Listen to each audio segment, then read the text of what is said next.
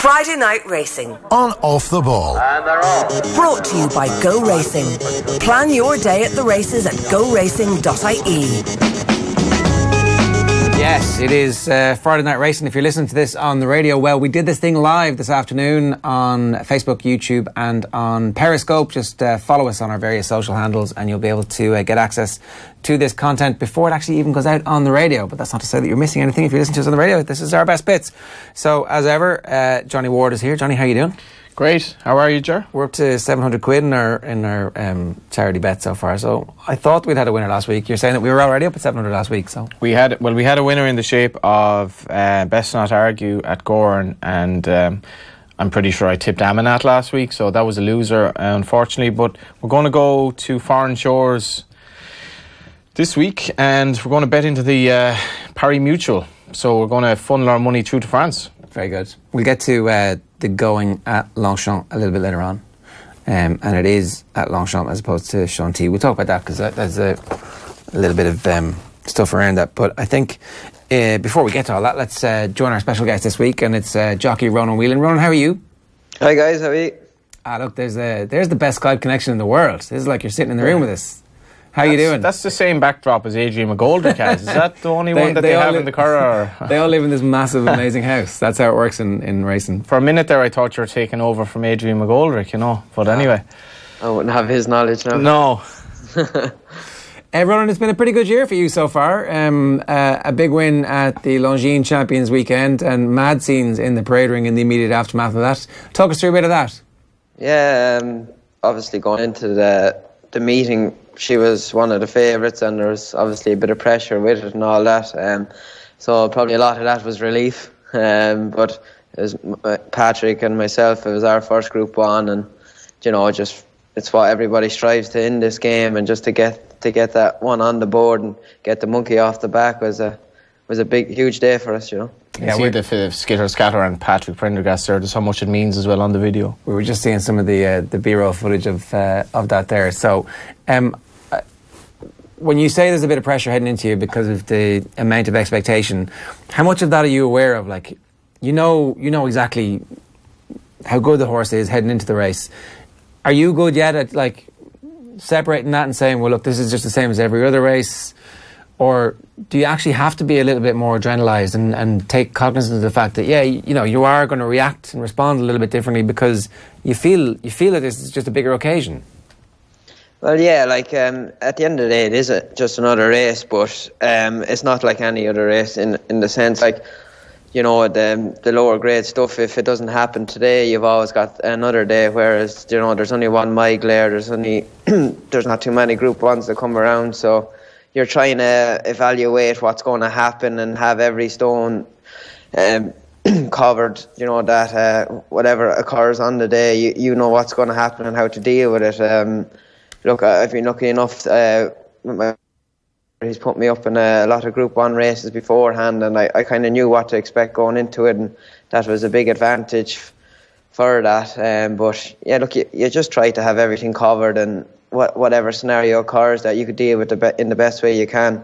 Look, you'd like to approach every race the same, but as I said, there's not many Group 1s, and you just try to make the best of what you can. I mean, you can't fake it really, can you? Especially not early on in your career, that this is somehow the same as a pony race.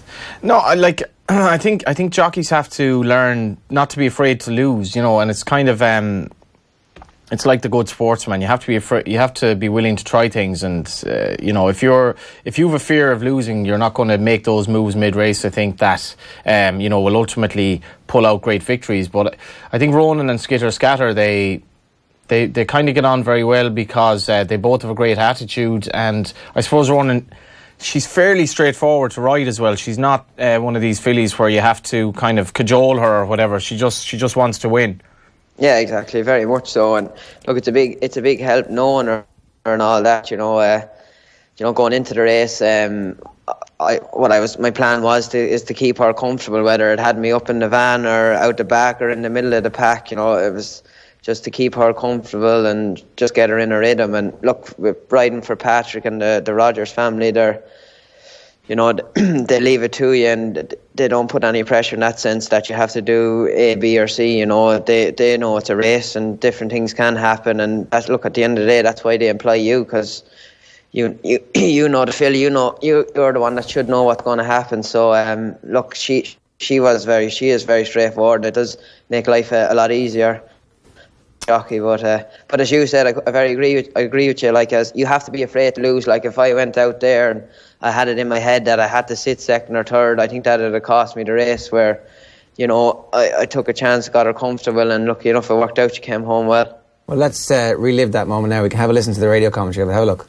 The Moidler Stud Stakes main edition with Lady Kaya coming there on the near side. Then comes Zagatova, Angelic Light, Skitter Scatter. Beyond Reason is next with Just Wonderful, racing now towards the final furlong and a half, and it's on the near side in the purple and white jacket, Lady Kaya and Robbie Colgan, who come to the front from main edition. And then comes Zagatova. Skitter Scatter is running on over on the far side. They got 150 yards to go, and it's Lady Kaya with Skitter Scatter coming on the far side, and as they run to the finish, Skitter Scatter, it's a champion Sunday to savour for Ronan Whelan and Patrick Prendergast.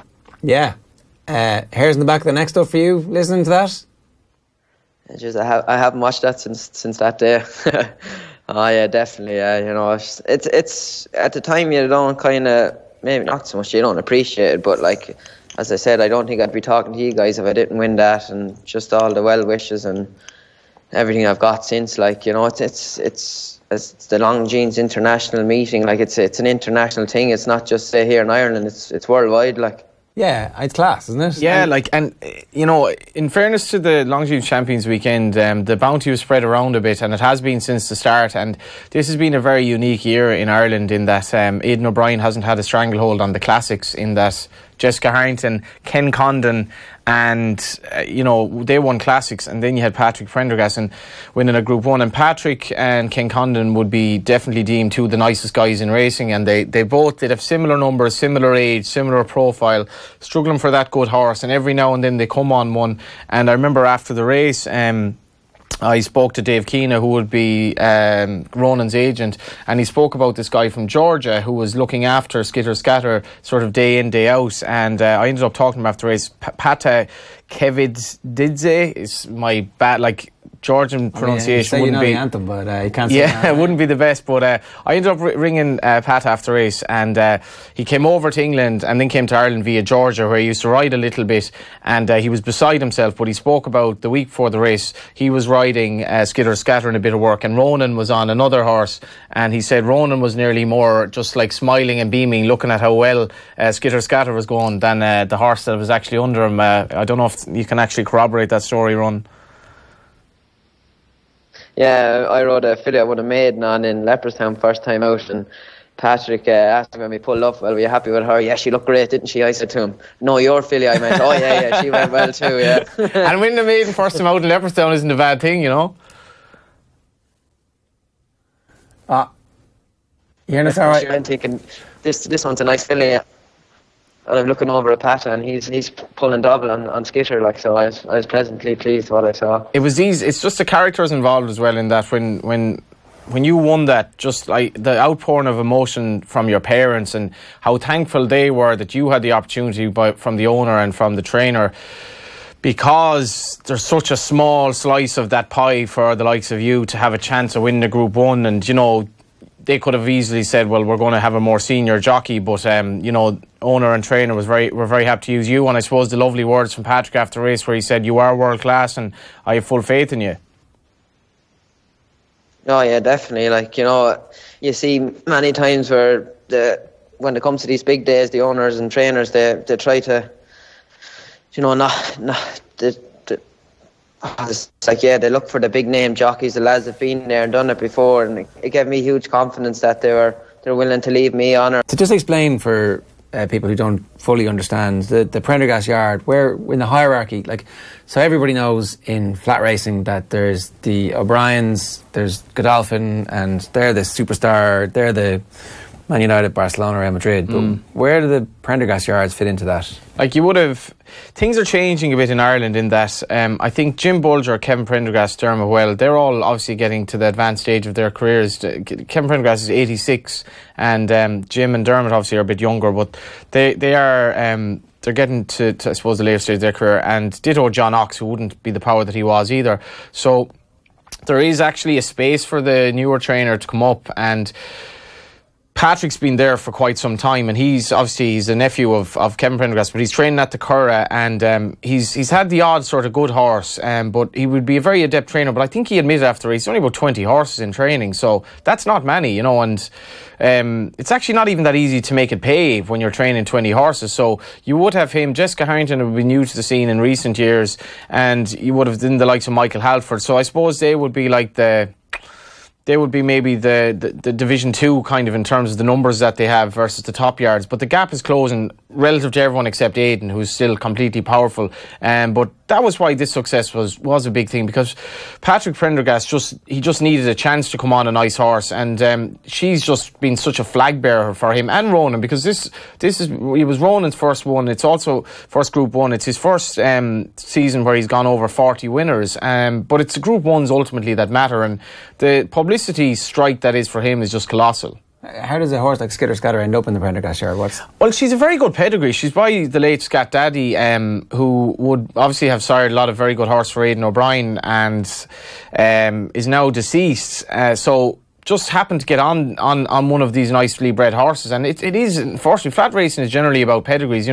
Ken Condon, he got Romanised, who wouldn't have the most flashy pedigree in the world, and he just turned to be a bit better than that. But she has the pedigree to do very well, and I'm not 100% sure how he actually sourced her. Ronan would know that, but when you do get this precocious 2-year-old, probably in a year in which the Ballydoyle horses were slightly slow to come to hand, she was able to take advantage. Okay, we'll try and re-establish contact with Ronan. Ronan, we were just asking how Skittish Scatter came to be in the Prendergast yard in the first place. You might know a little bit about that. Yeah, she was owned in partnership with companies in America, and she went to the sales over there, and obviously looking at her as a physical, she wouldn't be wanting to fill the eye or anything, and I think that she went through the ring. Rogers bought the other guys out, and I think how she came to end up coming to Patrick was they had a horse last year with Patrick, Cooper River, and he won a maiden for Patrick, and and well, Patrick did a good job with him, so I think they just felt they were happy enough to send another one to him. That's actually the beauty of the story. She's not very big, and she wasn't the belle of the ball or anything like that, and that's why she ended up, I suppose, back with less fashionable connections, because she wouldn't physically be a horse that you'd say, she could be something. And it's not fashionable to buy small horses, even though often, certainly as a 2-year-old, they'd be well able to perform. And I think that was the story of Seabiscuit back in the day. He wasn't particularly good to look at. We have horses down the years that wouldn't have great pedigrees that became special. And I like that kind of, I suppose, the racing can throw up those kind of oddities. Yeah, and it changes the life of certain trainers or owners or jockeys in this case as well. Absolutely. And that's the glory of the sport. I don't want to romanticise it too much, but you have a jockey who hasn't ridden a Group 1, a trainer who's had very few proper horses, and a filly who was kind of disregarded because she wasn't big enough. And they combined to make this beautiful kind of, I suppose, story as well. Yeah, it's the proper trifecta. We'll try one last time, Ronan, to see if the line is any good. Your experience with Jim Bulger is obviously what set you off on this path. You had to leave school at 15 to take advantage of the opportunity there. So that was a big kind of sliding doors moment in anybody's life. Yeah, obviously, Mum and Dad weren't too keen about me leaving school, but they said the only way that would happen if I went to Mr. Bulger's, and it's actually our anniversary today. I'm 10 years with him today, so I am, and I haven't looked back, thankfully, and I've had plenty of good days for him. I've rode in the Derby for him. I finished third. I was second in the Guineas for him. I got to lead his good horse Dawn Approach, who I used to ride out as well. So I've been lucky enough that I've always been surrounded by good horses, and obviously by good people there as well. Enough they've brought me up from a young kid to what I am now, and hopefully there's still more progress in me. Yeah, well, listen, congratulations on what's been an excellent season so far. Long may it continue, and best of luck with everything. Thanks for joining us today. Thanks. It's Ronan Whelan there giving us some insight into his season so far. It's a pity about the line, because we definitely would have chatted a bit more about that whole Jim Bulger connection, you know, and how you think go. that we're back in the Celtic Tiger and all that, but sometimes our broadband still isn't the May West, unfortunately. No, it's true. You know? It's true, yeah. And that's Kildare. It's not exactly the Sticks. You know, you're from Kildare, of course. I mean, it's a bit disappointing that it is not the Sticks. Yeah, it's not the Six. No, but great guy, and one of the, he never seems to be in bad form, you know, and he still has those boyish looks that he had when he was a kid, and he burst onto the scene, but it was just like, how do you make that step up? And he's waiting in the wings behind Kevin Manning, who is just a colossal performer, and I think he's in his 50s now, still going strong at Jim Bulger's, and he's just had to be patient. And so a bit more patience and you stay with Jim Bulger. Is that kind of how that works? Is that... Yeah, but Ronan, in fairness now, Ronan could be in line for a job elsewhere as well if he continues the way he's going, because he's an excellent rider. He's a great guy to work with as well, temperamentally. You look at Ballydoyle down the years. A lot of Aidan O'Brien's relationships with these top jockeys, weren't entirely straightforward, for various reasons. Really, a lot of it to do with just the pressure of the job. But Ronan he's a dream to work with. So that's one thing you don't need to worry about, temperament or. How do trainers tell which of these jockeys is better? It's not like you can look at you can't do an NFL style combine. I need to see your torque, your distance over 10 yards. How much can you bench press? Mm-hmm. I need to know how well you can whisper to a horse. And can you whisper better than that other person there? Would Aidan O'Brien have employed Joseph O'Brien and Donnacha O'Brien if they hadn't been his sons? It probably wouldn't have worked out like that. So they got a head start, and what we got then was Joseph winning all these Group 1s. We've Donnacha going to actually bidding this year to break his own brother's record for winners in the season. And I made this point earlier today that Donnacha probably doesn't get the credit he deserves because of his surname, and he's such a laid-back character. There's no nonsense out of him, and he's become a really, really good rider who also is doing incredibly well in terms of his weight. So, talent it can get you so far. You look at, we had Sean Flanagan on recently. Sean wouldn't have been an obvious type to go to Noel Meade, but Noel Meade gave him the job, and he's done well. So a lot of it is graft, but I think in terms of talent, is there much that separates the top level? Is it possible at the end of all of this to say, Kieran Fallon, Frankie Dettori, they were all far better than their peers, and there is something that we can identify that is the thing that separates them? I don't know if you can identify it, really. I mean, we could all say Paul Carberry was a genius and there was something about the way he handled horses that probably meant that he was, but in terms of actual raw talent, you could do an entirely stats-based thing in terms of, does this jockey win on horses more often than he should? So what you do is you would base that on the expected result of each. The way now on Match of the Day they have the expected goals, which is an interesting thing. So we'll say, I'm not sure what the expected goals were for the Chelsea-Liverpool game, but you'd have expected Hazard to get that second goal. So Chelsea probably had an expected goal tally of higher than 1. So if you flip that into racing, you could say, well, Ronan's ridden, say, he's had 42 winners, 407 rides this season up until now. So should he have had more than 40 winners or less than 40 relative to the price of his horses, basically? So that's one way of looking at it.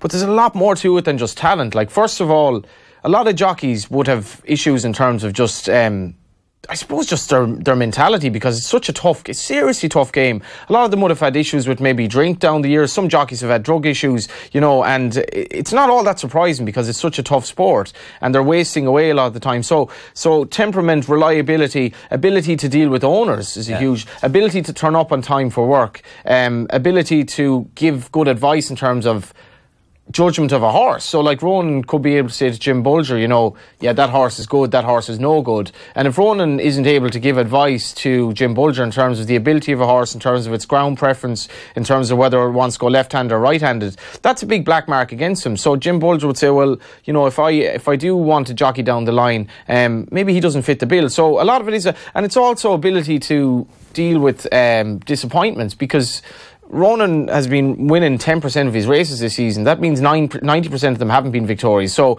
how do you deal with that? And how do you deal with the fact that he could have been easily deemed as one of these jockeys who'd plateaued? He was a very good apprentice, but then to make the step up, he's kind of in no man's land at Jim Bulger's. He's not going to get that many winners from Jim's. Where does he go? So he could have fallen off the radar, you know, like many footballers who went to England, came back to Ireland and couldn't make it anymore. Yeah, I was going to ask, so how do you have a relationship with Jim Bulger but also end up on the Prendergast horse? And that's just because he's second really at Jim Bulger's. If he was first at Jim Bulger, then there wouldn't be the chance to the Prendergast. Absolutely. And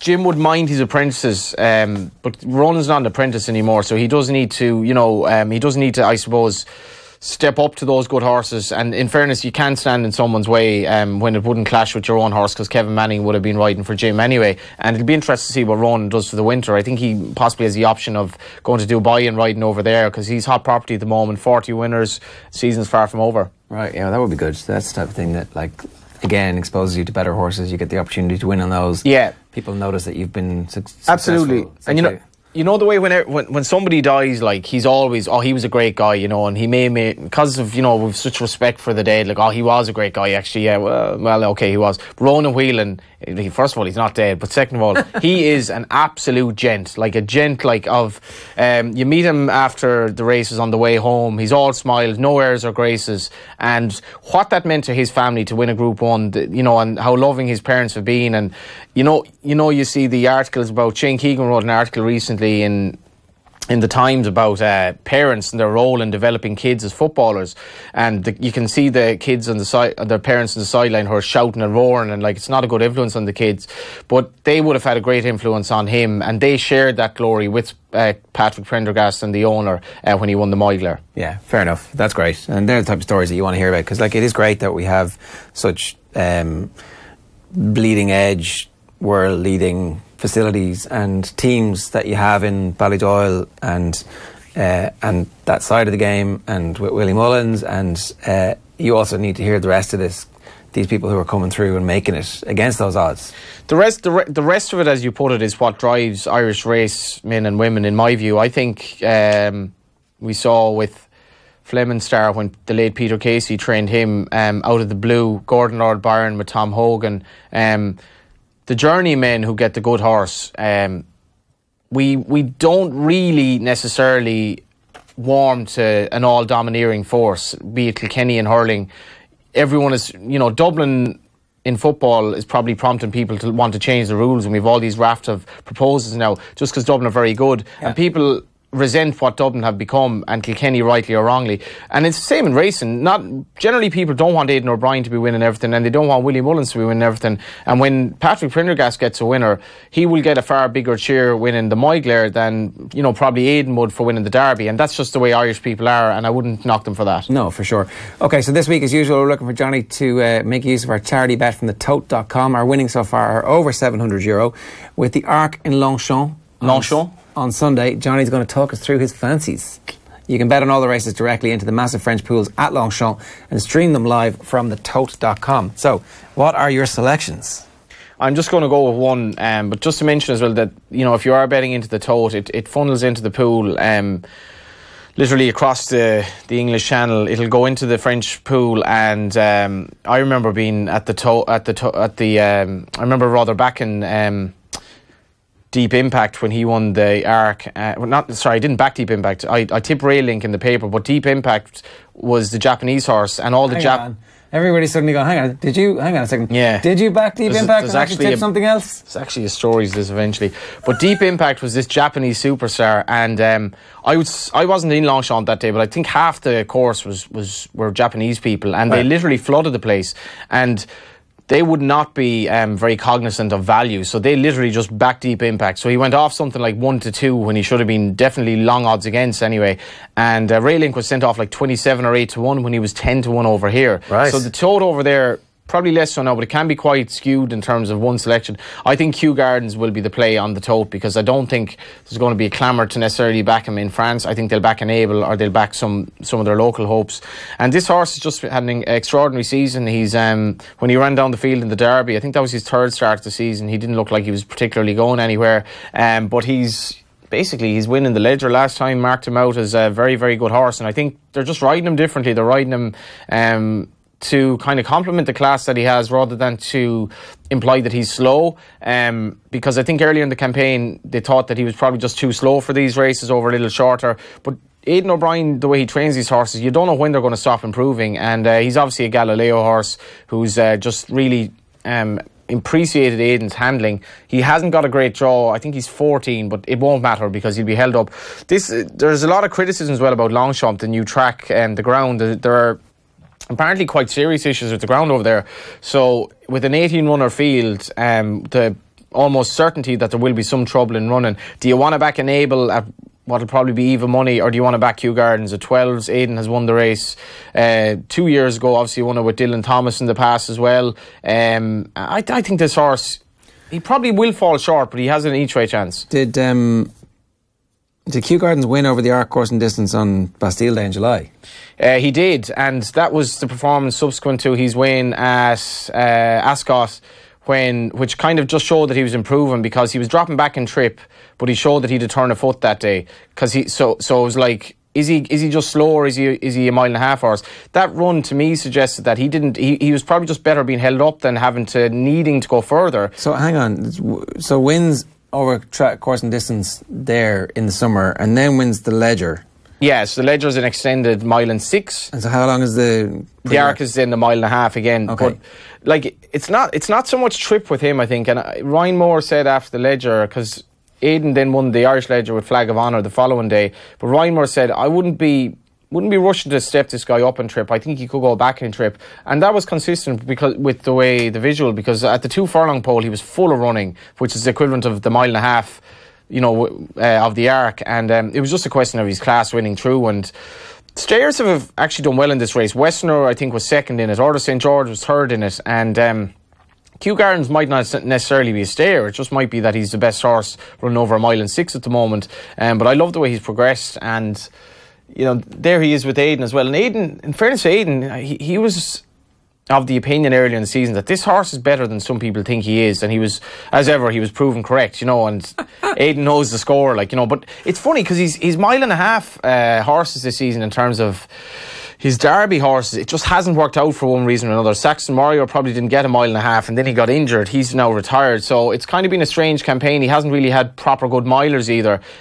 He's had horses injured. He had that blip in the campaign in terms of the bug in the barn as well. But this horse comes here with a lot of confidence. Sea of Class is the other kind of slightly bigger price. So Enable is probably going to be even. Sea of Class around about 6 to 1. Yeah, Sea of Class is definitely one of my favourite fillies in training, and she seems to give the suggestion that she's kind of only doing enough in her races, and I could easily see her go very, very close here. I think she could definitely give Enable a race, and she's unbeaten since her seasonal debut.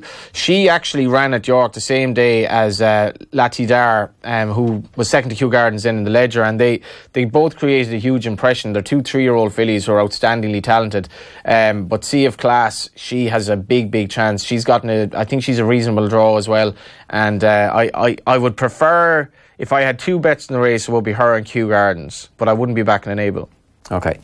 The other thing that you wanted to talk about this weekend was Saturday's Kingdom of Bahrain Sun Chariot Stakes at Newmarket.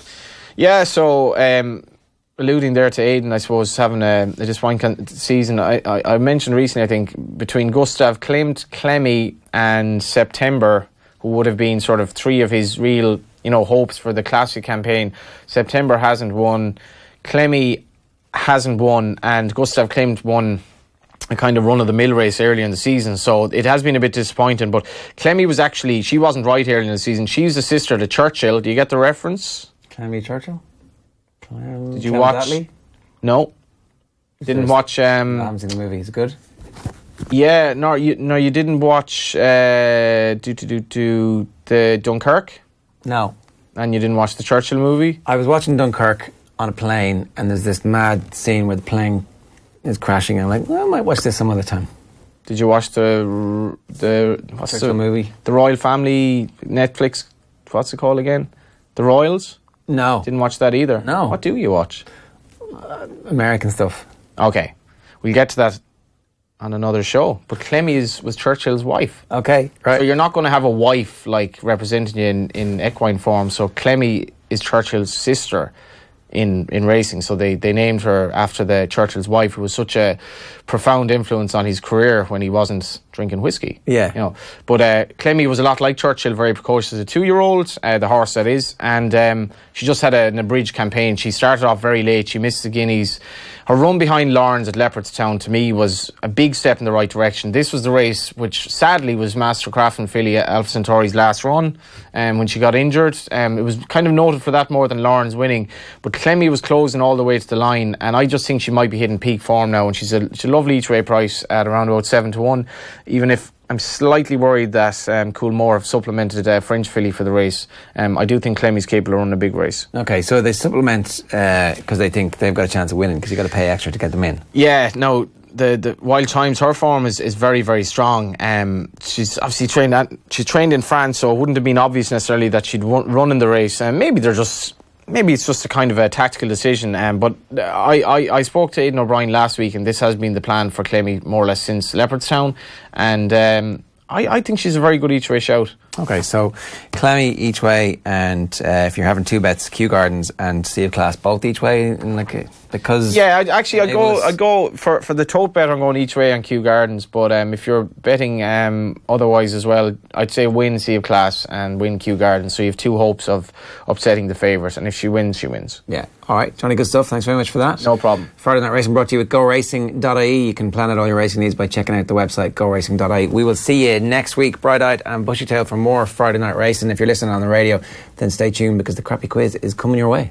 Friday Night Racing on Off the Ball. And they're off. Brought to you by Go Racing. Plan your day at the races at GoRacing.ie.